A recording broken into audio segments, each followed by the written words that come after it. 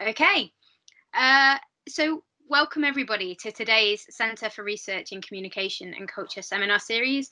I'm Rachel, I'll be chairing the session. I'm a PhD student in the CRCC. We're incredibly fortunate today to have with us Professor Jean Seaton. She's going to be speaking with us, if you just heard about the BBC, the great British institution that is the BBC, and I believe some of the threats that are currently hanging over it. So the format is as standard for those of you who've joined us before. Professor Seaton will speak for around half an hour, after which point we'll have an opportunity for question and answer. For the duration of the talk, if you want to keep your videos on, but obviously your microphone's on mute, you're very, very welcome to do so. It's a little bit more collegiate that way. And so Professor Seaton doesn't feel like she's just speaking to a screen. But of course, when it comes to questions, you're welcome to come and ask those on screen or to pop them in the chat. I will make sure to field both. If you do have questions, if you can just use the hand up functionality, which you should find on your Teams without too much difficulty, and I'll come to you that way. So without further ado from me, I'd love to hand over now to Professor Seaton for her talk. Thank you very much for inviting me. I think I said when somebody phoned up, I first went to Loughborough in a car. I drove the great sociologist Norbert Elias from Leicester, where I was an undergraduate, to Loughborough because there was an Italian restaurant in Loughborough. And Norbert, who's the most amazing, he wrote The Civilizing Instinct, it was wonderful, and he, you know, those were the days. So I could drive and Norbert couldn't. And Norbert wanted an Italian meal. So, and he must have already, he felt like Methuselah then. And I certainly was just, you know, I was just an undergraduate with a minivan. It was a minivan, that was the other thing, because they were cheaper, there was tax cheaper. So Norbert got in and we headed off for Loughborough. And then we drove a lot around Loughborough until he found the Italian restaurant. And then he bought me probably my first consciously Italian meal in Loughborough. And Norbert then we got lost on the way back because Norbert wasn't terribly good. He was very good at civilizing processes. He wasn't enormously good at map reading. And, you know, it was old physical maps, and we got lost. I forget where we got lost, but it was fine because I'm quite good at map reading. Anyway, that was my very first, very, very clear memory of Loughborough, and it was a wonderful one. So, I mean, I am not an uninhibited enthusiast or lack of critical and under criticisms of the BBC. But what I'm going to try and do today, because there are many of them, is try and alert. And you know, I can take on, you know, nor is this going to be very theoretical, though I can do some of that stuff. I want to bring together really two things that I've been quite closely involved in. I've been on the board of a thing called Full Fact, which is the British #1 fact checker since it started. And indeed, it's a unique fact checker because it's a very sophisticated one. It takes the questions back and up the political system. And we've obviously been at the cutting edge, really, of an extraordinary shift in the information system which we're all living in, and that it's been a practical, engaged thing. So Full Fact was set up with a nice, simple little remit, which was to try and correct, you know, the Daily Mail and politicians making egregious mistakes. And we now found ourselves in an information system, and we now take money from Facebook, you could ask about that, to try and correct and change the information system. So that's been very instructive to me. Do you know what I mean? I've been making policy decisions within Full Facts for over a decade, and we've survived, is the first thing to say. We've survived. And the other thing is the BBC, and of course, in a way, in my view, the BBC is a bigger answer to the situation we're in. So I'm going to start very, very quickly and tell you stuff you already know or whatever, but anyway. The BBC was set up in 1923, we're coming up to the centenary, to inform, educate and entertain. Actually, it came from, I think, really interesting impetuses which are not very well explored, including, you know, high quality culture and that argument that went on during the 19th century, certainly from Ruskin, certainly from Morris. You know, so it's got roots that I think are rather unexplored in some ways. And its impetus was really a kind of self-improvement, rational science for many.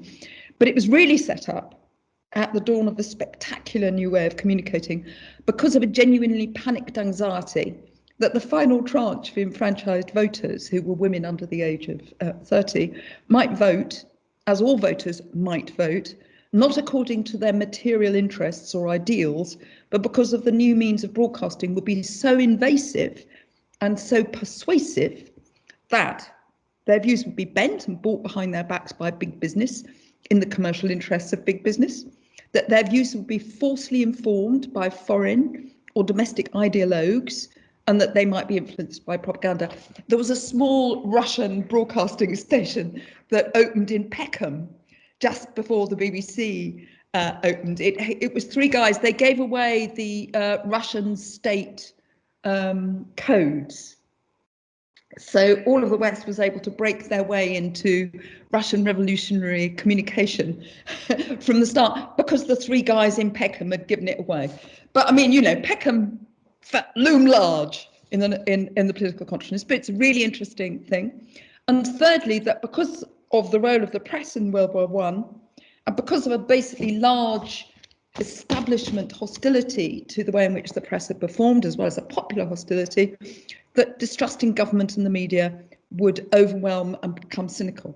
Those feel to me rather relevant reasons 100 years later. In fact, it's astonishing how relevant those issues are. The BBC was set up to make sure that every British citizen would have access to the best, that there should be something for everyone. Broadcasting should be an expression of a new and better relationship between people, Reith said. The BBC, and again, this was there to bring information to the masses on an equal basis so that individuals, quote, would be in a position to make up their own minds on many matters of vital moment.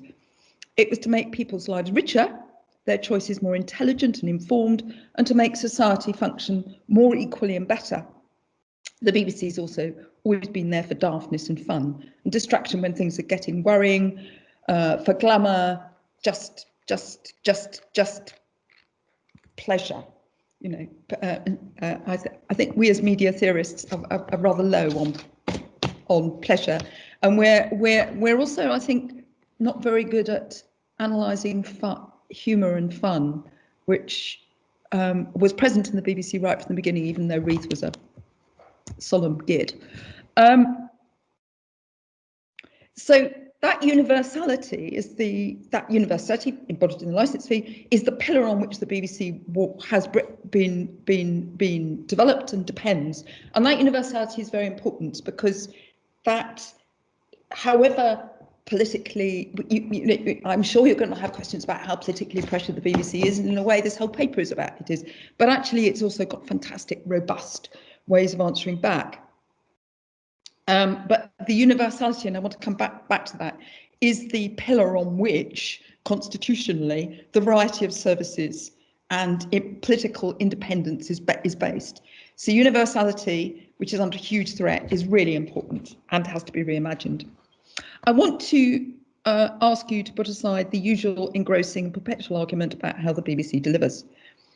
You could ask me about what's going wrong with the Archers, or whether Bashir Gate is yet another serious threat to BBC's impartiality. It looks very interesting to me from where I sit. And I realised that I'd seen lots of papers, but they'd had stuff redacted. One of the fascinating things about papers and the life of the archive is that, but that was very true around Northern Ireland. Archives can only give you what you ask for and what they're allowed to show you. And so the cunning thing is to get the archive on your side. I'm really good at getting archivists on my side. I am amazingly persuasive and spend a lot of time hanging out with archivists who are a passionately important part of the whole information ecosystem. But anyway, you know, there are papers you don't see and bits of papers that you could ask me about the redaction that I did manage to crack. which is around the security issue. So I want you to put aside all of that, whether the BBC was biased for or against Brexit. I've got very strong views about some of those issues. I don't think that the BBC News is in a brilliant position at the moment. I certainly think it needs reimagining in some ways. I'm personally, because I'm very close to them, absolutely incandescent about what's happening to reporting teams in the BBC in Northern Ireland. A key question of political sensitivity beyond your wildest imaginations, a place where if you get something wrong, you do get your car. It's not like Afghanistan, where several journalists have recently had their cars blown up in the last 3 or 4 weeks, but it's always there. And Lyra McKee showed that is still bubbling there. So the BBC, I feel very, very strongly about what's happening there and the failure of the BBC at the centre to really manage that story. But I don't want you to think about all of those things. I'm happy to answer them. I really want to go up the system, because in a way that a lot of that's flag. That's all reformable. That's all manageable. I want you to go up the system and think about what's happening to the system. I want briefly to show you what you already know, that plenitudes of information, the huge variety that's available digitally is not, as all media researchers should have said to all of our colleagues who were hopeless, sort of naive idealists, that any media is only a platform. And of course, it turns out that digital plenty has a wonderful upside, and it turns out that it's got a wonderful, terrible, dark underside. And this, of all people, it shouldn't have surprised us. But I did notice my colleagues all thought it was going to be nirvana, and thought that I was a nasty, pessimistic old bag who kept saying it'll have a nasty side, it'll have a nasty side. And that the capacity of the internet to allow you to organise is lovely if you're a nice organisation, but equally it allows you to organise if you're the alt-right. It's neutral. It's a neutral platform which permits. So I think that, leaving aside what this is, I really want to suggest that the BBC, both nationally and internationally, is one of the best instruments we've got for managing mis and disinformation. And I am even more perplexed by the way in which the policy debate is emerging around the BBC, given that that is widely perceived internationally. And there's an extraordinary, there's a real market opportunity around, I'm going to use 2 words you won't like, but anyway, impartial and objective information, and I could go into them, those which the BBC offers. So let's just look at the attack. The attack is very multi-purposed. It's very cunning, and it's been on the globe for a long time. A blog by, the person we all love to hate. So let's have a little pleasurable hate moment, just like in 1984, when they all have a sort of 2 minutes hate. It was a very, very good description of what happens to a mob on the internet. Let's have a little hate. Dominic Cummings, 2004 blog, signal, enjoy the hate, folks. Said there are 3 structural, 2004 this is, there are 3 structural things that need right now to happen in terms of communication. 1, the undermining of the BBC's credibility. 2, the creation of a Fox News equivalent or talk radio shows or bloggers, etc., to shift the centre of gravity to the right. 3, the end of a ban on TV political advertising. And most of those have come to, most of those are either taking place or are coming to place. In addition to that, he suggested that government ministers should deliberately avoid appearing on the BBC's Radio 4 Today programme, or indeed on the BBC at all. And of course, before COVID, that's exactly what they were doing. COVID let them all scamper back to the BBC because you couldn't do without it in a crisis. Adding to the long-run hostility to the BBC and the toxicity of a perhaps deliberately divided nation was the new politics of the internet age. It was off the petty dictator's toolkit, and jolly effective and successful it's been. We have not been very successful at defending institutions against the petty dictator's toolkit, and they are just rolling it out. And this is how you do it, and you know it. You've seen it, you've lived it. What you do is you turn institutions into the, quote, enemies of the people, the Daily Mail headline on judges. You whip up resentment and popular feelings. Mobs are frightening, which is why so far we've had representative democracy, thank goodness. But we may be. This raising of popular feelings gives you the power to chill, cut, diminish, and terrify institutions, bend them and hollow them out, and then they collapse from the inside. And you can see the BBC is one of those things that's been under very sustained attack for a very long time. So what I'm not going to do is go through some of the enemies, you know them, and then I'm going to look at the regulatory structures, which is one of those boring things that I get very interested in. What the long-term enemies? The press. The BBC is a competitor on the platforms they want. One way is to attack it ideologically, and one way is to make it look as if it's unfair. This is also has the additional advantage of being very interesting. Most people aren't interested in all sorts of things, but if you can thrash the BBC for a programme, most people are interested in it. You know, that it gives you a sexy way. It's a very sexy thing. These are from institutions who are not at all accountable. At the moment, the BBC is regulated, frankly, to help foreign competition. It's really odd. Ofcom balance between the interests of the British public and those of the corporations, mainly US-owned competitors, is to balance our interests against these big corporations that are owned elsewhere. A very extreme example of that, of a non-tariff barrier that systematically disadvantages a significant domestic player against foreign competitors. Perhaps, you know, the beginning of next month, when we take back control and make Britain great again, we can remedy this egregious lack of national interest. But regulation in Britain has been, and this comes up to one of the attacks, has been also diminished. Ofcom has had some of its features changed, and it's had some of its remit changed. I actually don't think Ofcom has been so I'm going to say something extremely, you probably annoy you all. I don't think Ofcom's been at least in this most recent iteration, was previously a very, very powerful and interesting regulator, leaving aside, you know, the lack of a proper regulatory legal structure for dealing with, you know, elections and the internet and so forth. I don't think in the crude terms it's been a very good regulator anyway. Channel 4 News is a very good argument for a right-wing news. I like Channel 4 News. It's very indulgent sometimes. I don't believe in the journalism of attachment, which Jon Snow keeps on plugging.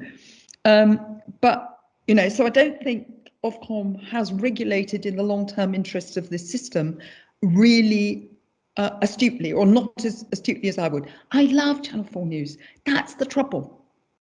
And you've then made a case for the opposite.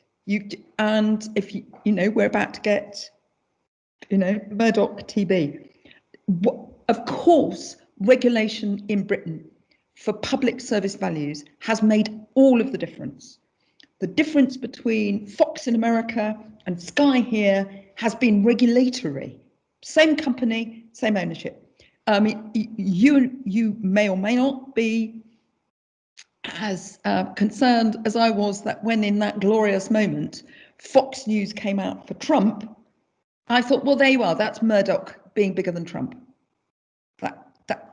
There was a really interesting moment there. And suddenly Murdoch was switching. So you sort of, or the Murdoch organisation, Murdoch obviously will die, he's a very old man, but, you know, something goes on. So in Britain, we have had, despite a huge proliferation of media opportunities, a set of public service broadcasters which are central to the BBC, to the UK's audiovisual centre. As the government itself last year wrote in its written evidence to the Lord Select Committee, public service broadcasting provides immense cultural, economic and democratic value to the UK. It is free at the point of use and works for the public benefit to foster shared experiences, stimulate learning and inspire change. I think that was a civil servant, not a minister. So these economic, cultural and democratic institutions are quite as relevant now as they were before. And PSB is a system in Britain in which the BBC is absolutely at the heart of it, but it is nevertheless a system. So you should keep your eye on the system. Let me take you back to February 2020. Do you remember that moment before you know, when you go to a restaurant, that kind of moment, very odd moment.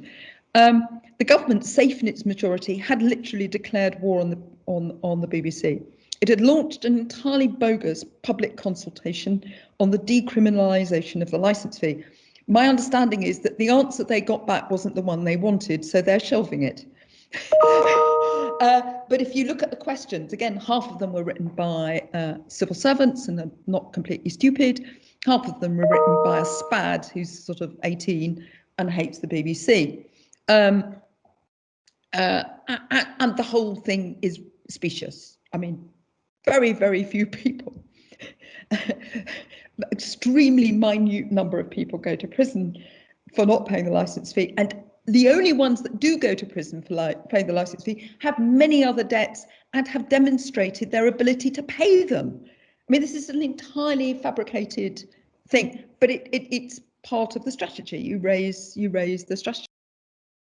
Government ministers refused to go on the BBC, to be interrogated by the BBC, and there were some really catastrophic failures, obviously, during the 2019 election. I mean, I don't know the background to Andrew Neil, to the Prime Minister, Boris Johnson, refusing in the end, even though Jeremy Corbyn had been interviewed to go on the Andrew Neil programme. Imagine it was because he thought he'd be eviscerated because Boris Johnson was somebody that Andrew Neil had employed and knew extremely well.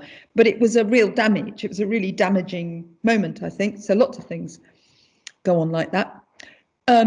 You get odd things bubbling up, like a defund the BBC, which again looks as if it was a popular programme, which apparently bubbled up from the public over a weekend, but as my colleagues Professor Stephen Barnett and Doug Speck showed, was actually run out of a Conservative spad's bedroom. That say, it wasn't a popular defund the BBC wasn't a popular programme at all. It was a deliberately enhanced one. If you look at funding, the BBC has had its funding slashed. Research the Voice of Listener and Viewer show that the BBC's revenues are down 30% on what they would have been if they'd stayed consistent to 2010. Barwise and York have very recently shown that if you really look at the production and distribution costs which have spiralled, the BBC has lost 43% of its current expenditure. It has a real impact. And I recently did a bit of stuff around the use of Twitter and news, and we were doing some interviews, and one of the things that really struck me was how emaciated some BBC news reporting teams are. I mean, the guy that got it wrong was basically a young, he got something wrong during the American election, but it wasn't surprising because it was him with no senior editor. These are very serious cuts, and they have an impact, and the BBC, I think, has been unwise in not being prepared to say more about that.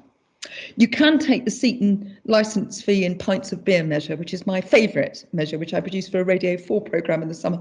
So I will delight you with this new thing. In 1923, one licence fee cost 60 pints of beer. In 1965, one colour licence fee cost 79 pints of beer. And in 2020, one licence fee costs 39 pints of beer. That's to say there's been a serious decline in the beer licence fee ratio. Which sort of shows you that we're not paying enough for the BBC. I mean, it just does. That's given in 1923, you've got a bit of a radio service sometimes, and now we get this huge panoply. Weirdly, up to 3 years ago, as you no doubt know, the main argument against the BBC was that it was too big. It crowded out competition. This was the regular thing that Ofcom was looking at. Now with Netflix and Facebook, weirdly, the argument has switched among BBC opponents. It's apparently now too small, and therefore it's hopeless, and we give up on it. And there's more to come, because the BBC is one of the last reporting forces standing in the world. And I think we need to really think about that. The capacity to do proper foreign reporting anywhere is in severe decline. You know, there is a real issue about how we understand each other. So what's the next set of attacks? Well, the next set of attacks are those wonderful constitutional things that get my juice flowing, but they may not get yours juice. Public appointments are obviously emerging as one of the areas of petty corruption in British life, very surprisingly. I have some hope. I'll come back to where I think there's some pushback going on. So who gets to be BBC chairman really matters. For those of you that don't love the constitutional structure quite as much as I do, it's because they're more than the board, the governors, the board as they are now, the trustees as they were, in a sense, are the public BBC.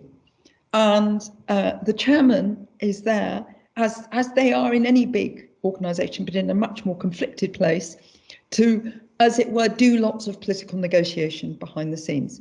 There are some, I think Tom Mill's book completely deliberately misunderstands the relationship between the BBC and the government. Charlotte Higgins, who I absolutely adore, I think deliberately misunderstands it, but perhaps it's just that I've been around too long and my understanding has leaked into something else. But the BBC chair really matters. They can brace a government, they can say no to a government, they can say, yes, I can hear what you're saying. I mean, governments aren't always wrong. The BBC, it needs interlocutors, but they also have to be appointed independently. Trust in the integrity of the BBC's output depends on it being seen as completely independently appointed from government or politicians, and its content is regulated not by politicians but by Ofcom. It is this regulation, despite the collapse of the commercial broadcasters, that has made Sky a great news channel.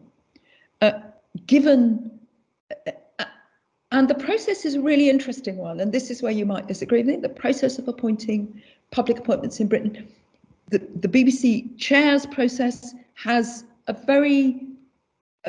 is a very sophisticated and complicated process that many of you may despise because it involves things like royal charters. I was around the civil servants who were dealing with the royal charter last time it was issued, and they nearly fell over because a royal charter comes back in to DCMS and it's got bits of red ribbon on it and gold, and it hadn't really occurred to them that it was anything that, you know, and it got the Queen's signature on it. These are kind of notional things, but they are a set of constitutional peculiarities which are being carefully constructed to try and give governments a say in who is something like the chairman of the BBC. That's fine, but not a complete control of it. And nor is it the case that, to put it bluntly, that everybody that has looked like a horrible Trojan horse, you know, an outsider who the BBC men in the past have rejected as being, but they haven't always been bad for the BBC. You know, it really depends if they put their politics on the coat hook as they come in, and whether they have a real sense of the public service that they're there to guarantee. You know, so simple politics, it's not simple politics, and Trojan horses have sometimes been bad, but actually a couple of them been quite good. So, you know, who is going to be a good BBC chair requires them to understand the value of the thing and not be opposed to it, though they may need to help reform it. That seems to me fine. So how have they gone about appointing a BBC chair? Well, what they've done is make the process the enemy and first of all attempt to appoint by leak. So we had Charles Moore, and I nearly drove a car off the road. Paul Dacre being appointed. So somebody phoned me up, we were in a car, and the idea of Paul Dacre and Charles Moore Paul Dacre for Ofcom, Charles Moore for the BBC. So they're appointed by league. Those appointments were offered and accepted. I have 99% surety. That isn't just a thing. That isn't just a thing. It was happened. Charles Moore beautifully has been got rid of.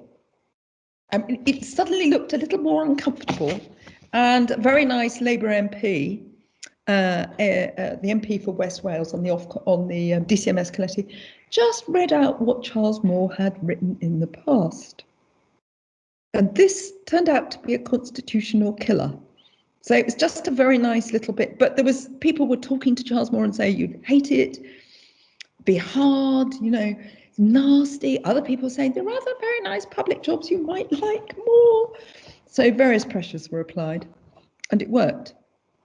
Of course, Dido Harding has had 3 jobs, is accountable to nobody, and never went through an appointment process. So we are in a slightly different world. So the appointment of cronies, despite their knowledge, is a thing. So, and of course, we look as if we're having to, after a decade of Conservative power, this narrows the. We seem to look as if you look at the Charity Commission, you have to have people who are appointed only come from the sort of microscopic puddle of ability that sits around the Prime Minister. I genuinely think there is a pushback, and you can ask me about that, and there's some quite interesting. So you can interfere in the process, you can appoint by leak, but that looks as if that's coming undone. You can pat the BBC board. There are 7 retirements in the next 6 months are coming up, 7 new appointments to come up. That's a way of getting at the BBC. Perhaps you get the Public's Appointments Commissioner, at the moment the absolutely admirable Peter Riddell, who's already had his job narrowed. Perhaps you replace him. He has been replaced, but I can tell you again, the system is fighting back. I can't tell you who it is, but it's somebody who is fine. You can, nobble the DCMS Select Committee, nobble the chair. You can, now, very key roles in all this process is the DCMS Permanent Secretary.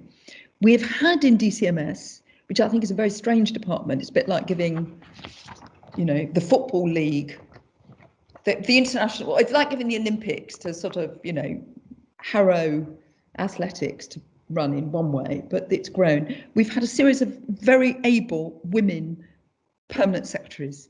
Sue Owen and now Sarah Heald. These are not people who don't know what they're doing. So, but of course, permanent secretaries in DCMS would like to be permanent secretaries in the Home Office, or perhaps they wouldn't at the moment. They certainly wouldn't at the moment. So that you're always looking at civil service careers, and of course that raises the whole question of the extraordinary tranche of civil service resignations we have. So what about the new role of information, and how does the BBC play a role in it? You know that there are huge shifts in how information is accumulated and moved around. You know that COVID has produced a pandemic of mis and disinformation, that in a sense it's better to think of the pandemic itself as an information crisis. Right from the start, right from the very start, it really has been one about communicating clearly what's happening. If we'd known earlier, even a week earlier, so for us scholars, it's really interesting that you turn a pandemic upside down, and like all pandemics, it's communications and informations, right the way back to all the original stuff on communications and empire. That's how it's gone. But it's obviously produced the most extraordinary set of interventions into. We've had confused public health messaging, the success of conspiracy theories, which undermine and dangerously impede protection and recovery, because governments, especially our own, have relied on assertion, fudge and dodge. This government's absolute unwillingness to share complete information and to hold positively onto a centralised plan has actually left a gap for misinformation to move in. We're also scholars, it seems to me, of uncertainty, and uncertainty is the heart of politics. There's been an extraordinary squandering of the ability to take the public into the realm of uncertainty through a crisis in real time, and that would have been so enhanced politics. Everybody understood they couldn't make the right decisions. They were trying to make the best decisions. They go on telling us they know when they actually don't. And I just think we will look back and see this as an incredible squandered opportunity to explain uncertainty and the role of evidence in uncertainty, and to bring the public and their own views with you. Me, I'd have been running citizens' assemblies all over, but give it to me, I'll get you citizens' assemblies all over the country, and I will get everybody talking about it. And citizens' assemblies produce very good deliberative answers. But if you're Mr. Johnson, you've only got Dido Harding around you, or a chum who was at Oxford. So disinformation, the deliberate spreading of false information, is amplified by misinformation, the accidental or indeed sincere respreading of false information. And we've seen a huge decline. A third of the French think vaccinations are unsafe. A quarter of the UK population wouldn't take it. So the whole landscape, as you know, is much more complicated than any of the legislative or regulatory frameworks that we've got together. I'm now going to read you another surprising person for you, probably. General Sir Nick Carter, Chief of the Defence Staff, in a very recent speech, said the COVID crisis has highlighted, so this is the top honcho army man who's just got a budget which is enhanced but rather less than Dido Harding has wasted on track and trace. So our entire defence budget has just been squandered on something it doesn't watch, but we're not going to say anything about that. Anyway, the COVID crisis, this is Nick Carter to lots of soldiers. The COVID crisis has highlighted how the use of propaganda, data misuse, disinformation, and strategic influence is presenting complex and rapidly evolving challenges for researchers, civil society, and policymakers. Our autocratic rivals have utilised these techniques far more effectively than us. The Australian Strategic Policy Institute is tracking how a range of actors are manipulating the information environment to exploit COVID-19 for strategic gain, including pro-Russian vaccination policies whose disinformation narratives are designed to permeate anti-vaccination social media groups. And he goes on, Russia has used cyber information attacks, China is coming up that. He goes on to say, the answer to this has to be trusted and reliable information. We must chart a direction of travel from an industrial age of platforms to an information age of systems in all venues. He called for a new integrated approach to conflict. Basically said we're at war and said information was the key commodity in it. So that's a rather unexpected. You might find that unexpected. But so I'm not saying that the BBC is. I'm really saying that the people who are attacking the BBC don't have either the national or international interest at heart. And I'm not saying that the BBC ought to be or is an instrument of state power. It's one of the only threatening accountability mechanisms that seems to be left. But I'm pointing out that the threat to the BBC can take on our collective interests and as a bearer of democratic values is really important in a much broader way. The BBC has trust and reliability and world recognition. It could fit the modern world. It doesn't quite at the moment, and it hasn't been allowed to. There is space for impartial reporting and information. So let's just look very briefly at reach and trust. I go quite regularly on a Foreign Office project to India and Pakistan. And I can tell you that the BBC's Urdu broadcasting, which goes across India and Pakistan uniquely, Urdu languages are under tremendous pressure in India. The BBC's Urdu language course brings together Indians and Pakistanis with reliable knowledge across a very contested border where they occasionally are lobbing bombs at each other right now.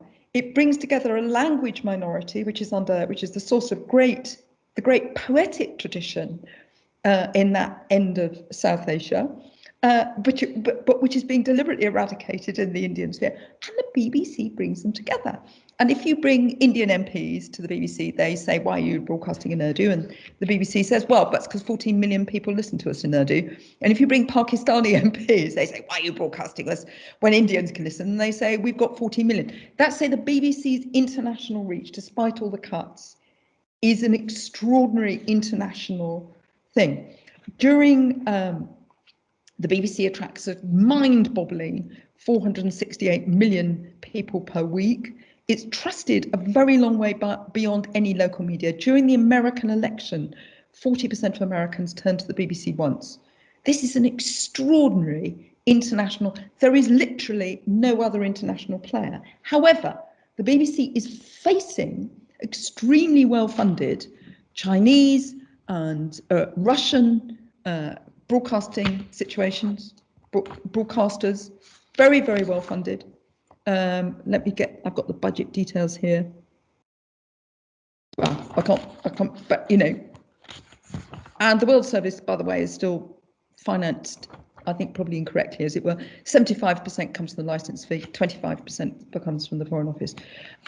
So, you know, if you're looking round, what to look at, the Reuters Digital News Survey in October 2020 showed that by a large margin, the BBC was trusted in America, CNN, Fox News, the Wall Street Journal, the New York Times, right? So the very peculiar circumstances of now have actually created an opportunity for, you know, what happens to be a national brand. So it's under attack. I mean, it's particularly under, I think, regulatory attack in a way that people haven't noticed. You know, it's ridiculous to intervene in the production sector unless there's somewhere where you can put it. PSBs and the BBC face huge budgetary challenges in dealing with, say, Netflix.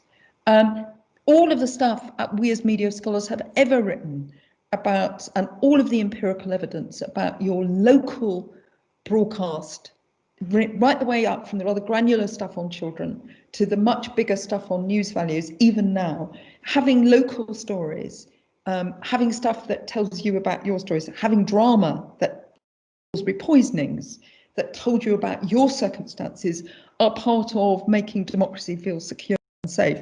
So I think there is you know, there are real challenges which are technical about the BBC moving forward. I think they're all solvable with goodwill. I think there's a real political attack, and it's in my very, you know, I'm old and I've seen a lot of them. This has been coming for a long time, and it's the most consistent I have seen, absolutely without a doubt. There is a kind of fight back going on. But the BBC, you know, it makes creative content out of our imaginative world. And I don't just want to argue for the BBC or any PSB actually as something that only should do news, which of course which is what the right might accept. You know, it's a market failure argument. I think that it's what it always does is involve, as it were, aspects of our national, whatever that is, and that's obviously a very constrained and challenged and divided thing. I didn't even mention, you know, the breakup of the union, which is going to cause huge problems to the BBC, is already doing so. But it involves a sort of creative response to our moment, and without that, we lose a sense of who we are collectively. And I think that in an odd way, because of that aspect of the capacity of the BBC to shape feelings, so I asked you to consider the difference in the emotional world between Strictly Come Dancing and, say, Love Island. In one, you laugh with people, it's generous, it's funny, it's warm-hearted, it's open-hearted, actually. And the other one is a really trashy, dangerous model of how you might live in an exploitative relationship with other people. You know, I mean, there are really profound differences. Or look at, so the BBC, and I thought, for instance, things like, I thought Mrs. America was one of the most genius series that told you more about America. So the BBC does, and no, it was sad that during COVID, in a way, that it was Beethoven's bicentenary, because Beethoven was made to sound like a cliche. But nevertheless, the exploring of Beethoven on Radio 3 and to some extent on Radio 4 was in the highest order. And there were, you know, there was the only live concerts you could hear through that first lockdown. And keeping that musical life alive is part of the BBC. You know, it's a very big thing we've got. And in the modern world, it seems to me, and you can see Tim Davies is saying that, sort of, that if everything else is partial, then there is a world, there's a market opportunity for impartiality. So I think you need to, the government policies consistently, perhaps unintentionally, perhaps intentionally, got the strategic interests of the UK over media policy around the BBC disastrously wrong for the 15 years. It stymied an attempt to build a public service search engine and a public service algorithm in about 2005. It was stop, think what the world would feel like. So I'm going to stop there. I'm sorry I've gone on. But I think there's a real battle, and I think it really matters. And it's absolutely central to our work as scholars. And I'm sorry I went on. Not at all. Thank you, Professor Seaton. We have a question already. So, Michael, if you would like to go ahead. Thank you very much for the talk. Two quick questions, if I might. Whenever I talk to my students about the BBC, they seem very indifferent. And I've had a couple of conversations with BBC journalists as well. And they talk about the ways in which the BBC is kind of turning itself into knots in trying to engage young people. So I could just wonder if you could say a little about that and, you know, the future for a BBC where young people are now faced with a hugely fragmented media environment. And the second question was, how was the Italian in Loughborough all those years ago? I can't remember. I can only remember being in awe of Norbert Elias, actually. I think I had, well, I can. We had chicken with rosemary. I'd never had that before. It seemed very extraordinary. There you are. Okay.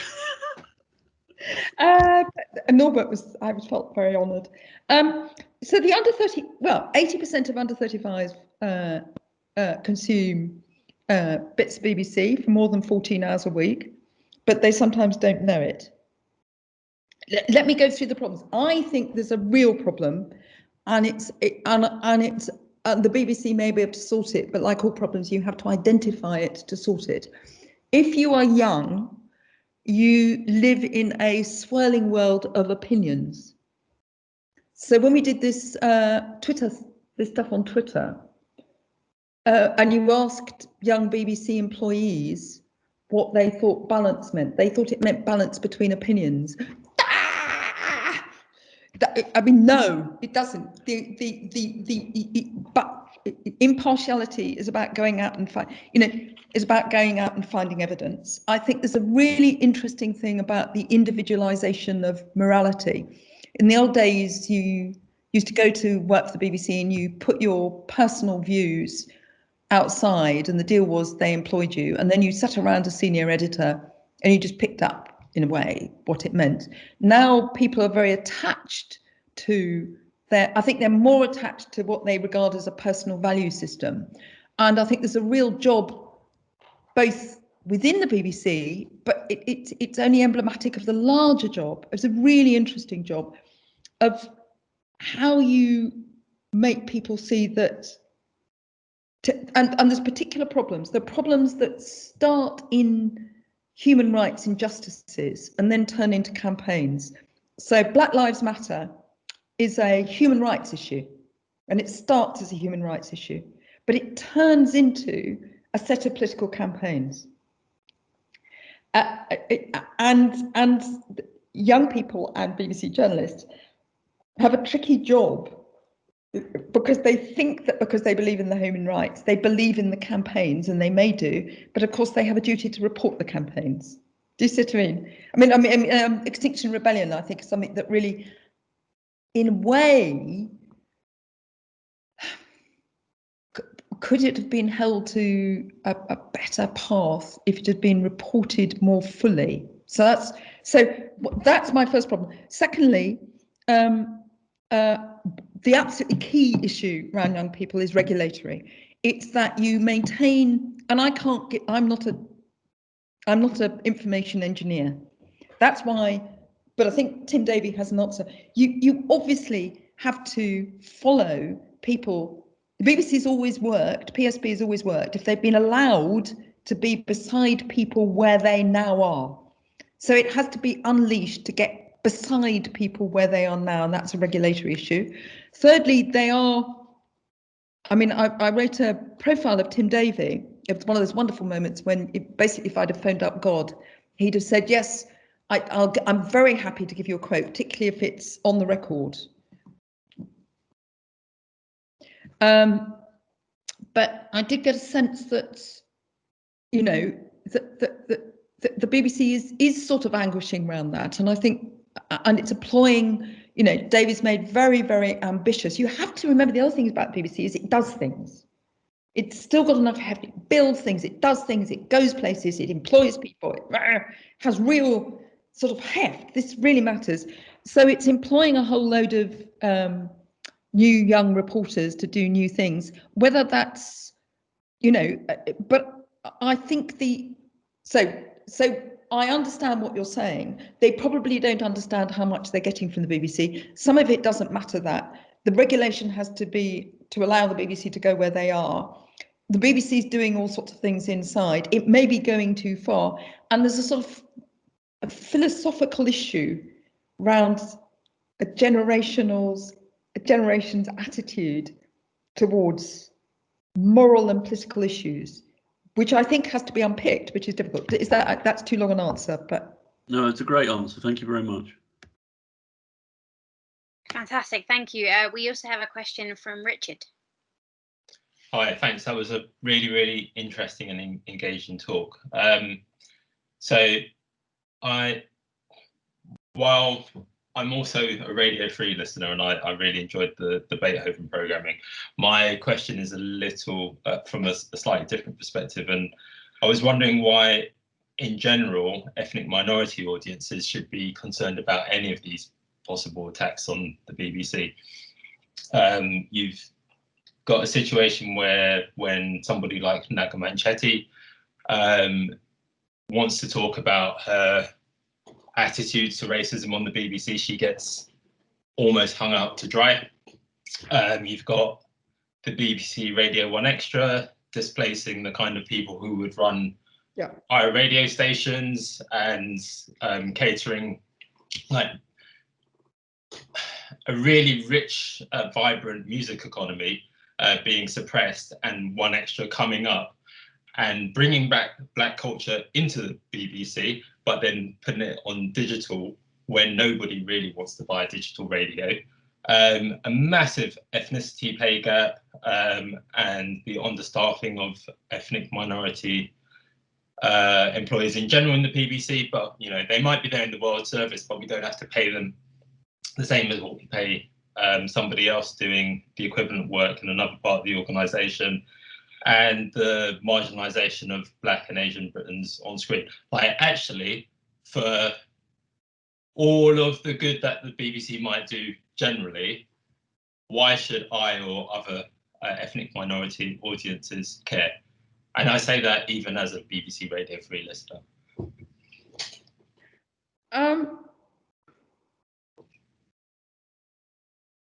Well, I mean, one answer is that it's an institution which is trying. If you look at Tim Davies, I mean, I have a different.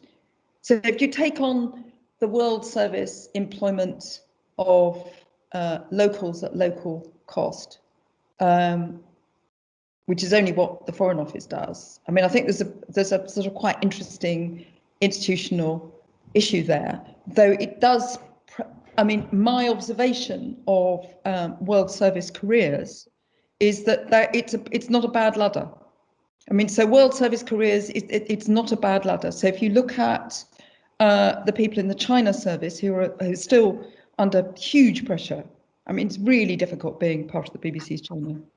I mean, it's really, let alone the Persian service or the Afghan service. Some of them have moved all the way through and up the organisation. Tim Davie has set, and you know, not only is he set, if you look at what he's saying internally, he's really robustly following that up.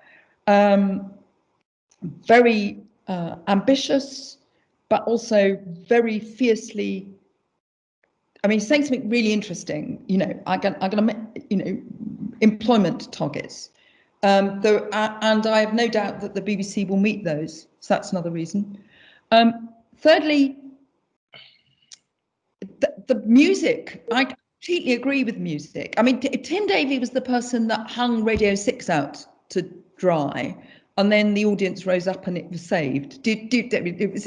Retrospectively, it was a really shrewd thing to do. What he did is he said, we're gonna cut it. And then there was a great big, and it was a big. So I agree with you absolutely about that Radio 1. You know, I think that's what's happened. I mean, I would say that all of that is remediable, and historically, BBC playlists in comparison to, say, American playlists are much more diverse and much more. They've been a real boost to a variety of voices across the entire music industry, and it's not been as segmented as in America, and that's quite important. Finally, I think, I mean, it's not for me to say. It's not for me to say, but the health of, I think, so I'm rather optimistic about the BBC. It's had some amazing dramas recently. You might say it's late.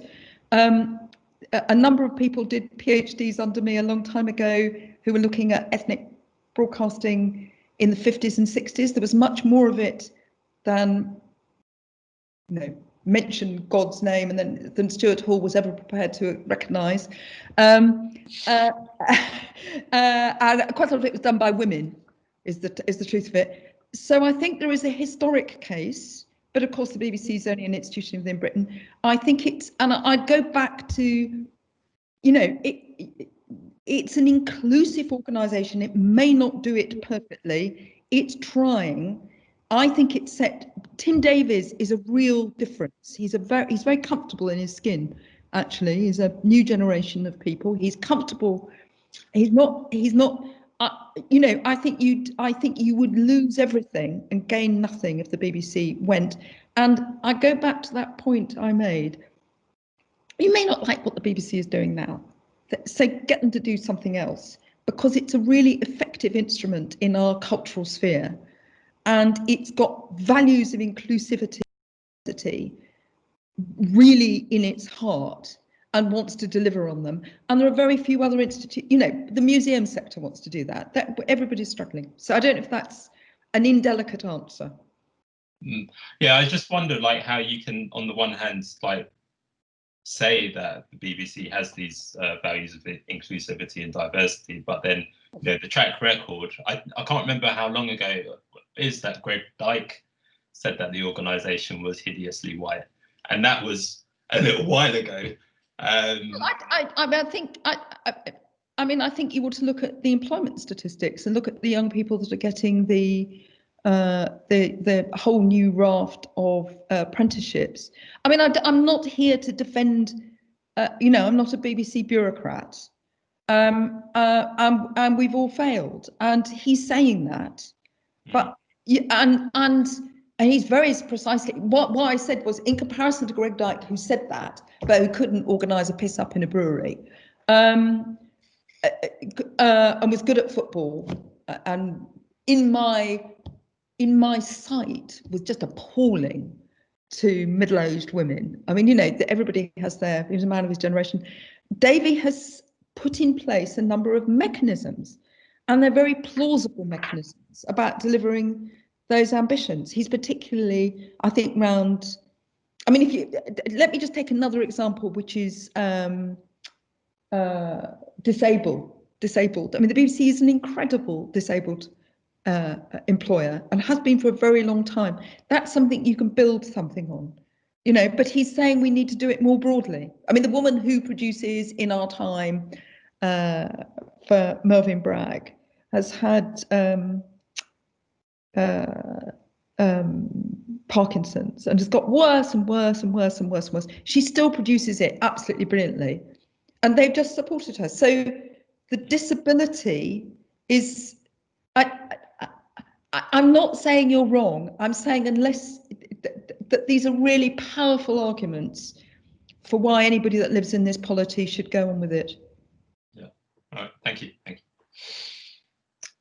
Thank you. So we have crossed 2 o'clock. I know, Jean, you said you'd be happy to stay for a few moments more, but folks, we understand if you have to leave, of course.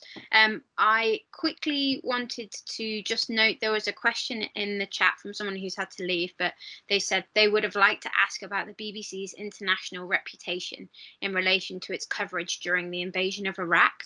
I don't know if maybe you have a few comments on that. I'm afraid I have no more details on the question. Well, you know, how long have you got? Would you like to call me back? And I'll you know, the invasion of Iraq led to the coverage of the invasion in Iraq and associated stuff. You know, that's a chapter. You know, I can't. You know, you want me to say they were awful or they were good? It led to resignations. I mean, the BBC is the most extraordinary mechanism. There are no other organisations in the world in which you get sacked on air, as poor George Entwistle was, by your own employee. You to be BBC chair is to know. That's why nobody wants to be BBC chair, to tell you the truth. Well, it's an interesting. I come back to that. Is because you may have to go. Chris Patten went overnight.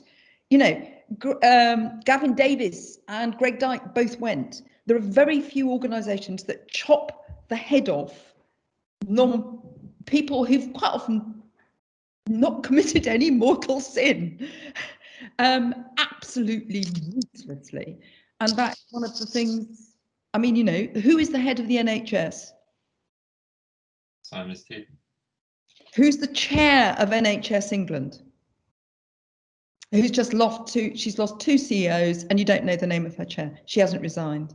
You know, so the BBC is a pretty, I think in that sense, internally, is absolutely horrible to work for.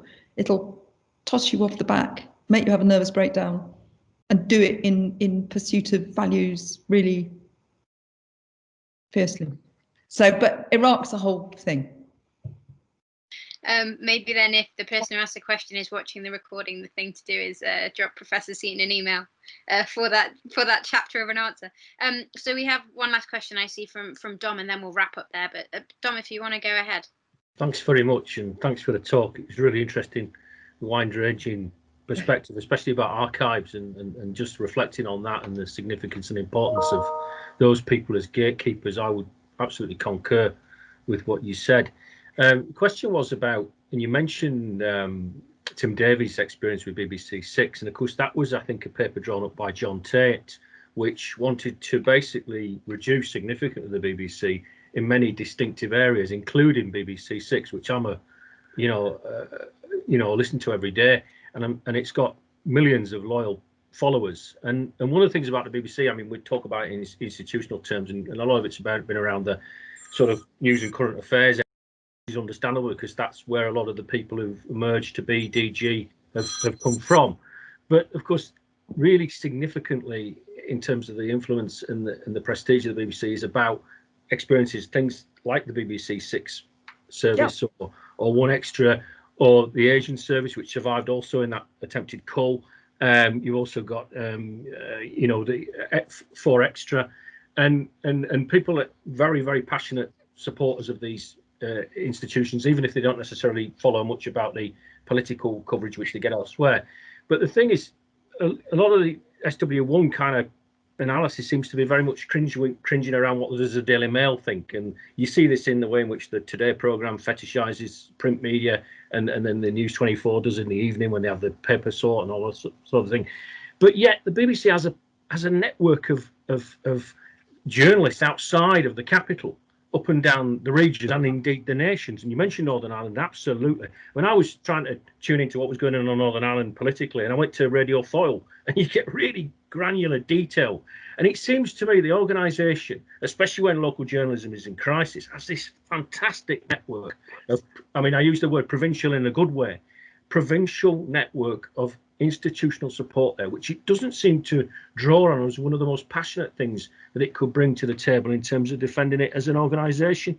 All that kind of regional knowledge, which is built up over, I know it's been cut and there have been problems in the past, but it seems to me, I don't know where that is in the conversation, but it seems to me missing from sometimes where, very much London-centric views a concern. But I mean, those journalists understood about the so-called red wall, and I think that, you know, even some of that debate's been somewhat stereotypical and received through a prism of London-centric perspectives. And yet, you know, the ground in the regions, there's so many people with so much intelligence and insight and wisdom that don't seem to be part of this conversation, which is so much, you know, part of the BBC as an organic institution. Well, I'd say two things. More people work for the BBC out of London than work in it now. It's an extraordinary factor. Sort of 59, nearly 60% of BBC employees work out of London. So that's actually a very good figure. Secondly, somebody said to me, I was writing something for a series of books by John Mayer about the BBC in peril, and I did a lot of talking again around Northern Ireland. Somebody said to me, whenever the BBC's in trouble, it reaches for the crutch of local, which I completely understand. I think what you're talking about is two separate things, one of which is the maintenance of a local broadcasting force that talks into, understands and knows its local community. And my experience, the one I really, really know is Northern Ireland. I mean, I go there a lot. How you escalate some of those concerns up the news chain is an issue. I personally, so I've just been very defensive of the BBC. I think BBC News is all over the place at the moment. I thought it was, you know, whether you think, but a new head of news, who there is coming in, can face that. They've been, undoubtedly, if you always get attacked, you know, over Brexit. I mean, I was in the BBC newsroom in Parliament, and I just nearly went mad. So all the young people had a time clock on the top of their screens. So when they were doing Brexit, their idea of balance was to get 15 seconds of that and 15 seconds of the other. Well, I'm sorry, you know, Nigel Farage's view of the economy is not 15 seconds worth. And what the BBC did was politicise evidence. That's what I unintentionally. So Mark Carney telling us about the economy, or Paul Johnson from the Institute of Fiscal Studies telling us about the economy. They know about the economy. That's not an opinion. And because it was against Brexit, because any sensible economist is against Brexit, it was then balanced out against Nigel Farage, who doesn't know anything about the economy and is anyway lying to us. And I thought there was an absolute failure, despite the rigour of the election laws, which need reconsidering. Our election laws are out of date and terrible, and the Electoral Commission. The old journalistic thing you do is turn the quandary of different opinions into a question of evidence. And the BBC seemed to have, under James Harding, frankly, lost the will to do that. So I agree with all of that, but you know, if you fall into that, you just do all the time. I suppose that's what I'm trying to say, is you do Farage's work for him. You know, you do Cummings' work for them. And they have a strategic view of British, you know, role in the world, but it seems to me a very peculiar one. So I agree, and local is really important, and it's been cut. And then the three people I would most trust to tell you what was happening as Brexit literally happens in Northern Ireland have just all taken redundancy. It's kind of mad, because actually something like Northern Ireland, having been around for 30 years, is a very good thing because it's so complicated, you know. So thank you. Thank you. So I think there then it just remains for us to say thank you very, very much indeed, everybody, for being with us this afternoon, but particularly to Professor Seaton for your time and your insights. The comment section is just full of praise and thanks for your time. So we do really very much appreciate it, and thanks to everybody. What you need to do as a department is make a submission to the DCMS Select Committee Public Service Broadcasting Review, saying that you're really in favour of public service broadcasting and the BBC is a good thing. I mean, that's what you need to do. This is, you know, if you, the day after Brexit, I was doing a thing in Oxford with 300 teenagers. Why, you might ask, because I say yes to things. And I was walking down the Turl, and it was a beautiful, beautiful, beautiful, beautiful day, holding a cup of very nice coffee. And I thought, well, does this feel like, without being over dramatic, you know, Vienna in 1933? You know, the coffee's good, the light is good, it's beautiful, but something is really bad is happening. And, you know, media departments need to put aside their addiction just for once to throwing dirt at things and French theory, and actually make submissions to the DCMS, helpful submissions, because then they've got something to look at. And you could probably put it in the ref. I don't care, but you could. Okay, thank you ever so much. Not at all. We have our marching orders. Thank you. Thank you. Take care, everybody, and thanks so much. Thank you. Thanks. Bye-bye. Bye-bye. Thank you.